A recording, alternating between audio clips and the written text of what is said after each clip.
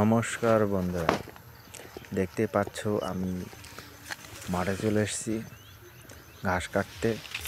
বন্ধুরা, আজকে ঘাস চাষের উপরে এবং ঘাস যত্ন এবং পরিচর্যার বিষয়ে কিছু আলোচনা করব এবং তার সাথে আমাদের ছাগলের ফার্মের ছাগলের যে ভিডিও ছাগলেরগুলোও দেখাবো। বন্ধুরা, ভিডিওটি প্রথম থেকে একদম শেষ অবধি দেখতে থাকবেন। আমার সকল এবিএস গোট ফার্মিং ইউটিউব চ্যানেলের সকল দর্শক বন্ধুদের অনেক অনেক ভালোবাসা এবং শুভেচ্ছা নতুন বছরের।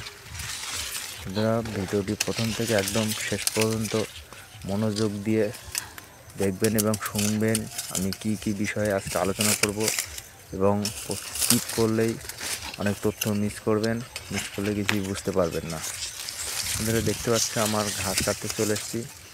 আজকে এই আমেরিকান 5G ঘাসের উপরে কিছু আলোচনা করব এবং আমার এই জমিতে যে কী ঘাস আছে সেসব বিষয়ে আলোচনা করব, এবং পরে আমি আবার 2 লাইন ঘাস লাগিয়েছি এবং আমার এখন ছাগল সংখ্যা কম ছিল, আবার 3-4টে বাচ্চা দিয়েছে। মোটামুটি আমার বাচ্চা আপাতত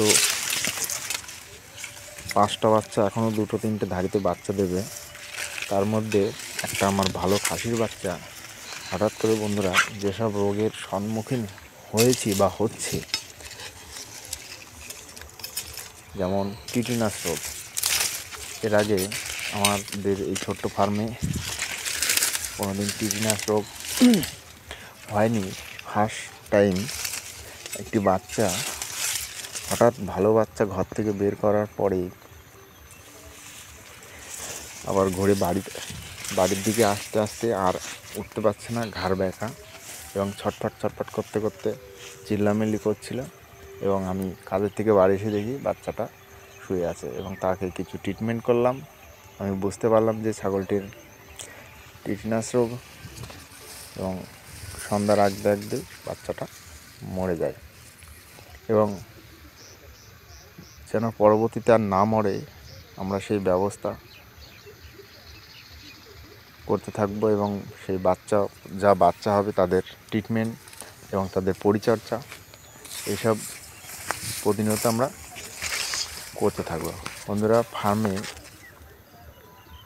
ছাগল পুষতে গেলে নানান রকমের বিপদ এবং তাদের রোগ ব্যাধির সম্মুখে হতে হয়, এবং সেই সব প্রতিকূলতা কাটিয়ে আমি ওঠার চেষ্টা করছি যে পরবর্তীতে যেন ছাগল সুস্থ এবং সবল এবং হেলদি থাকে।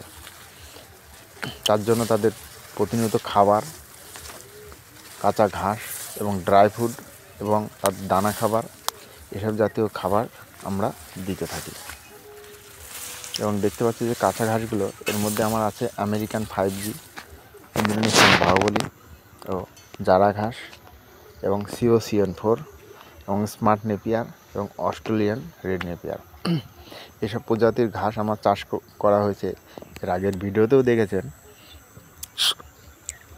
এবং আমরা প্রতিনিয়ত যেমন ছাগলগুলোকে যত্ন করি এবং তার সাথে তাদের খাবার ঘাসগুলোকেও পরিচর্যা করে থাকি।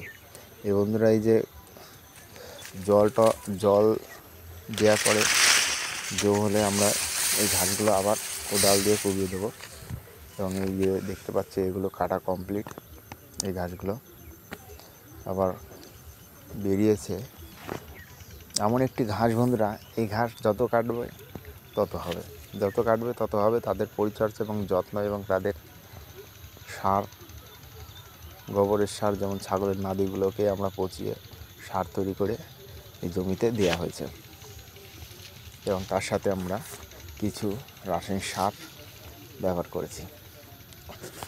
এবং জমিটাকে কুবিয়ে, মানে কোদাল দিয়ে কোবানোর পরে আবার জল সার দিয়ে দেবো, এবং এক সাইড থেকে আমরা কাটি আর এক সাইড হতে থাকে। এবং এই একটা লাইন COCN4 আছে এবং তার পাশেই আমরা আবার কাটতে শুরু করেছি। আপনারা আমেরিকান 5G ঘাসের কাটিংয়ের যদি প্রয়োজন হয়, কাটিং বা চারা দুটোই পাওয়া যাবে। আমরা ঘাসের চারার মাত্র 5 টাকা দাম রেখেছি শুধু আমেরিকান 5G। বন্ধুরা অন্য অন্য জায়গায় খোঁজ নিয়ে দেখবেন যে আমেরিকান 5G ঘাসের কাটিং কেমন দাম নিচ্ছে এবং কমেন্ট করবেন যে কোথায় কেমন দাম নিচ্ছে, তার থেকে আমি অনেক কম রেটে দিয়ে দেবো। যদি অন্য কোথাও 10 টাকা নেয় আমি 5 টাকা নেব, অন্য কোথাও যদি 5 টাকা নেয় আমি 3 টাকা নেব, এবং দিয়ে আমি এই ঘাসটা ফাঁকা করে আবার নতুন করে এই আমেরিকান 5G বসাবো। যে দেখতে পাচ্ছ এই যে কাটার পরে আবার দেখুন কেমন ঝাড় নিচ্ছে, এইগুলি সেকেন্ড কাটিং। এই লাইনটা সেকেন্ড কাটিং দেওয়া হচ্ছে এবং দেখুন কাটার পরে আবার ঝাড় নিচ্ছে। এখন পরবর্তীতে আবার চারিদিকে কোদাল দিয়ে কুবিয়ে এবং ঘাসের গোড়ায় হালকা একটু মাটি দিলে পরে আবার ঘাসগুলো কিছুদিনের মধ্যে উপযুক্ত হয়ে যাবে। প্রায় 1-1.5 মাসের মধ্যেই এই ঘাসগুলো আবার কাটার উপযুক্ত হয়ে যাবে। আমাদের এই আমেরিকান ঘাসের মেন উৎপত্তিস্থল হচ্ছে আমেরিকা এবং এর প্রোটিন, ক্যালসিয়াম সব ধরনের গুণগত আছে। এবং আমরা কী করি বন্ধুরা, বেশিরভাগটাই আমরা এর পাতা কেটে খাওয়াই, আর বাদ বাকি আমরা চারার জন্য রেখে দিয়েছি। যদি কোনো বন্ধুর প্রয়োজন হয় যোগাযোগ করতে পারো, কন্ট্যাক্ট নাম্বার দিয়ে দেবো। এই যে আমাদের গমের জমি, এইটা গমটা আর এই ঘাসে একসাথে জল নেমেছে এবং গমের ভেতরেই আমরা আবার এক্সট্রা 2-3টে লাইন আবার ইন্দোনেশিয়ান বাহুবলী ঘাস লাগানো হয়েছে।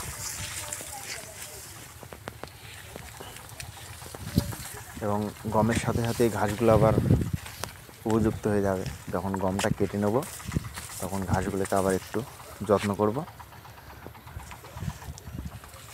এবং আমাদের ফার্মের যে ছাগলদের ঘাস কাটতে এসেছি বিকেলে, এবং ঘাস কাটা আমার কমপ্লিট। এবং এই ঘাসগুলো নিয়ে বাড়িতে গিয়ে আবার চূড়া কাটিং করে আবার ওদের ছাগলগুলোকে খেতে দেব। বন্ধুরা ছাগল পালন এমনই একটা জিনিস যে মনে করলাম যে তাদের পেছনে তেমন একটা টাইম দিলাম না এবং ছাগল সেভাবে পালন করা যায় না। বন্ধুরা যারা ভাবছো যে নতুন ফার্ম শুরু করব, তারা কী ধরনের ছাগল নিয়ে ফার্ম শুরু করবে সে বিষয়ে এই ভিডিওতে আজকে একটু আলোচনা করব। বন্ধুরা যখন ফার্স্ট টাইম ছাগল ফার্মিং বা কিছু ছাগল পুষবেন বলে আশা করছেন, তখন আমি বলব দেশি ছাগলটাই বেস্ট। তাদের দেশি ছাগলের রোগ ব্যাধিটাও কম হয় এবং তাদের থেকে কিছু শিখতে পারবেন যে কী কী রোগ হলো, তাদের কী কী ট্রিটমেন্ট নিজের থেকে শিখতে পারবেন। বন্ধুরা ভিডিওটি আর বেশি বড় করলাম না, এখানেই মোটামুটি যে ছাগলগুলিকে একটু যত্ন করবেন এবং তাদের খাওয়া দাওয়ার ব্যবস্থা ঠিকঠাক করবেন, তাহলেই ছাগলগুলি তাদের সুস্থ সবল থাকবে।